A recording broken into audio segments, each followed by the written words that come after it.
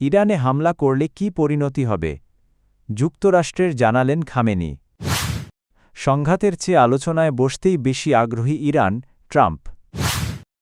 অ্যাপস্টেইনের নথিতে সাংবাদিক Jamal Khashoggi হত্যার চাঞ্চল্যকর তথ্য ফাঁস।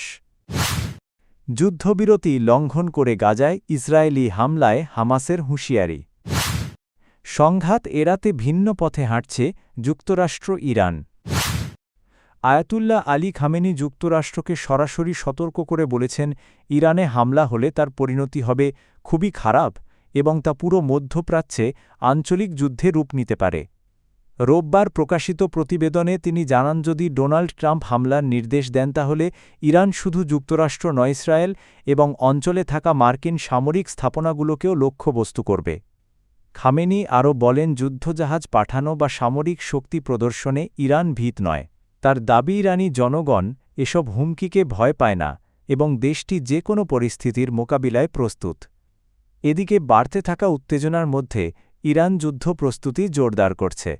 হরমুজ প্রণালীতে সামরিক তৎপরতার পাশাপাশি চলতি মাসের মাঝামাঝি দক্ষিণ চীন সাগরে চীন ও রাশিয়ার সঙ্গে যৌথ মহড়া চালানোর ঘোষণা দিয়েছে তেহরান। নিরাপত্তা বাহিনীকে উচ্চ সতর্কতায় থাকতে নির্দেশ দেওয়া হয়েছে।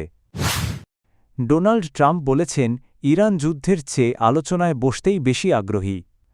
ফক্স নিউজকে দেওয়া এক সাক্ষাৎকারে তিনি জানান, তেহরান ইতোমধ্যে ওয়াশিংটনের সঙ্গে যোগাযোগ করছে, যদিও প্রয়োজনে শক্তি প্রয়োগের প্রস্তুতিও রাখা হয়েছে। ইরানের সর্বোচ্চ জাতীয় নিরাপত্তা পর্ষদের প্রধান আলী লারিজানি জানিয়েছেন, যুদ্ধের আশঙ্কার মধ্যেও আলোচনার একটি কাঠামো তৈরি করা হচ্ছে, তবে এ বিষয়ে বিস্তারিত প্রকাশ করা হয়নি। সাম্প্রতিক সময়ে ইরানের পারমাণবিক কর্মসূচি ও সরকার বিরোধী বিক্ষোভকে কেন্দ্র করে দুই দেশের মধ্যে উত্তেজনা বেড়েছে।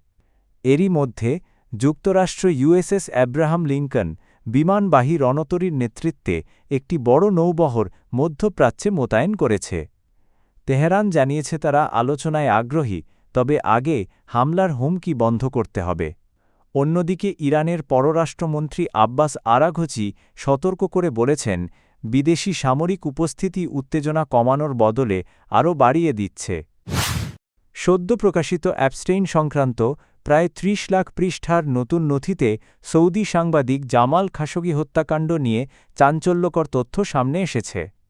প্রতিবেদন অনুযায়ী ২০১৮ সালে তুরস্কের ইস্তাম্বুলে খাশোগি নিহত হওয়ার কয়েক দিনের মধ্যেই কুখ্যাত যৌন অপরাধী জেফরি অ্যাপস্টেইন আনাস আল রশিদ নামের এক ব্যক্তির সঙ্গে এ ঘটনা নিয়ে একাধিক বার্তা আদান প্রদান করেন। একটি ই-মেইলে অ্যাপস্টেইন দাবি করেন, একটি পরোক্ষ সূত্র জানিয়েছে, হত্যা অভিযানে অংশ নেওয়া এক ব্যক্তি ফোনে ভিডিও ধারণ করেছিলেন এবং পরে সেটি হ্যাক হয়ে তৃতীয় পক্ষের হাতে পৌঁছায়। জবাবে আল রশিদ ঘটনাটিকে বিভৎস বলে মন্তব্য করেন। অ্যাপস্টেইন আরও ইঙ্গিত দেন, হত্যাকাণ্ডের পেছনে বড় কোনো রাজনৈতিক চাল থাকতে পারে। তিনি ধারণা করেন, সংযুক্ত আরব আমিরাতের প্রেসিডেন্ট মোহাম্মদ বিন জায়েদ আল নাহিয়ান হয়তো সৌদি যুবরাজ মোহাম্মদ বিন সালমানকে বিপাকে ফেলতে ভূমিকা রেখেছেন, যদিও এ বিষয়ে কোনো প্রমাণ প্রকাশ করা হয়নি।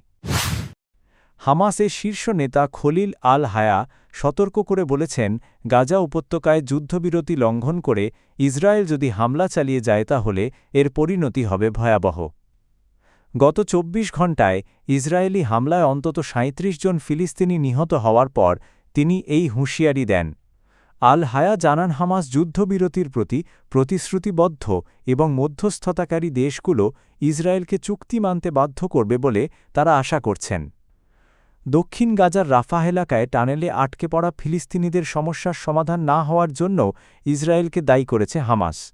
তাদের অভিযোগ, মধ্যস্থতার চেষ্টা চললেও আটকে পড়াদের নিরাপদে সরে যাওয়ার সুযোগ দেওয়া হয়নি। এদিকে মার্কিন প্রেসিডেন্ট ডোনাল্ড ট্রাম্প আগেই তার প্রস্তাবিত যুদ্ধবিরতি পরিকল্পনার দ্বিতীয় ধাপ শুরু হওয়ার কথা জানিয়েছিলেন। তবে বাস্তবে গাজা যুদ্ধবিরতির বেশ কয়েকটি গুরুত্বপূর্ণ বিষয় এখনও অমীমাংসিত রয়ে গেছে। যুক্তরাষ্ট্র ও ইরান উত্তেজনা বাড়লেও সামরিক সংঘাত এড়াতে আলোচনার পথে এগোনোর ইঙ্গিত দিয়েছে। উভয় দেশই জানিয়েছে, সমঝোতায় পৌঁছাতে পারস্পরিক যোগাযোগ শুরু হয়েছে। মার্কিন প্রেসিডেন্ট ডোনাল্ড ট্রাম্প বলেন, ইরান গুরুত্বপূর্ণভাবে ওয়াশিংটনের সঙ্গে আলোচনা করছে। তার মতে একটি সম্ভাব্য চুক্তিতে ইরানকে পারমাণবিক অস্ত্র থেকে সরে আসতে হবে। যদিও তেহরান এতে রাজি হবে কিনা তা এখনও অনিশ্চিত। তিনি আরও জানান, ইউএসএস এব্রাহাম লিঙ্কন এর নেতৃত্বে একটি শক্তিশালী মার্কিন নৌবহর ওই অঞ্চলের দিকে অগ্রসর হচ্ছে, তবে আলোচনার মাধ্যমেই গ্রহণযোগ্য সমাধান সম্ভব বলে তিনি আশাবাদী। অন্যদিকে ইরানের সুপ্রিম ন্যাশনাল সিকিউরিটি কাউন্সিলের প্রধান আলী লারিজানি জানিয়েছেন, মিডিয়ায় যুদ্ধের পরিবেশ তৈরি হলেও আলোচনার একটি কাঠামো তৈরির কাজ এগোচ্ছে, তবে বিস্তারিত প্রকাশ করা হয়নি। সাম্প্রতিক বিক্ষোভ দমন ও পারমাণবিক কর্মসূচি নিয়ে দুই দেশের মধ্যে উত্তেজনা বাড়ছে। এর মধ্যেই মার্কিন সেন্ট্রাল কমান্ড ইরানের ইসলামিক রেভলিউশনারি গার্ড কর্পসকে হরমুজ প্রণালীতে নৌ-মহড়া ঘিরে সতর্ক করেছে।